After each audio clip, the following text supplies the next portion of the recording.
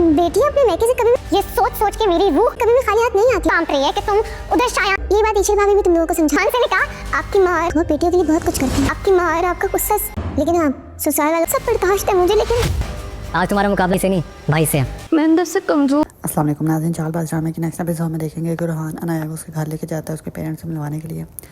लेकिन अनाया के पेरेंट्स यानी कि माँ तो सही मिल लेती है, लेकिन बाप का वही रवैया है, अभी तक नाराज़ है अनाया से। तो अनाया अपने बाप को कहती है कि आप अपनी नाराज़गी छोड़ के नहीं देते, माफ़ कर दे मुझे। जब मैं सोचती ना मुझसे नाराज़ है तो मैं अंदर से टूट जाती हूँ।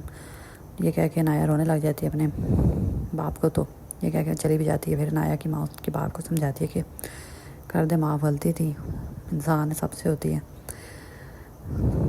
तो कर दे माफ़ इसको। फिर वापसी पे जा रही होती है तो नाया रोहान को कहती है कि जब बेटियाँ अपने मैके जाती हैं ना तो वहाँ से खाली हाथ नहीं आती।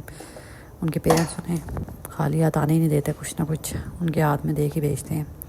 और ईशल के पेरेंट्स भी यही करते हैं। यही बात ईशल समझाना चाह रही है, लेकिन खैर ससुराल वालों की आना गवारा नहीं करती है कि बहू मैके से कुछ लेके घर पर आए। उधर रोहान और आशिर क्रिकेट खेल रहे होते हैं तो आशिर रोहान को कहता है कि बीवी सामने मैं हूँ, तुम्हारी बीवी नहीं। तो रोहान कहते हैं बीवी होती तो मना लेता, लेकिन आपको हारने नहीं दूंगा, कभी नहीं। उधर ईशा ये सोच सोच के परेशान है कि अनाया की शादी निकाह शायान से हुआ था, तो उसने निकाह पे निकाह कैसे कर लिया। तो कहती है मेरी ये सोच सोच के रूह काँप रही है कि तुम हो किसकी बीवी, शायान की या रोहान की। तो अनाया तो पहले ये सुन के चौंक जाती है जब ईशा उससे सवाल करती है, क्योंकि अनाया ये सुन के परेशान हो जाती है कि ईशा को कैसे पता चला। तो अनाया उसे इस बात का जवाब ही नहीं देती। क्या जवाब दें कि हुआ था निकाह, फिर उसने डाइवोर्स भी दे दी, जो शायान ईशल को बताया ही नहीं। तो उसके बाद अनाया ने रोहान से शादी की, ना कि निकाह पे निकाह। लेकिन अनाया चुप हो जाती है।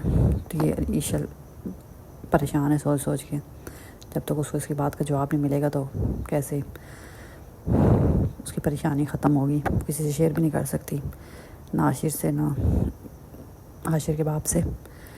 तो अनाया ही इस बात का जवाब दे सकती है।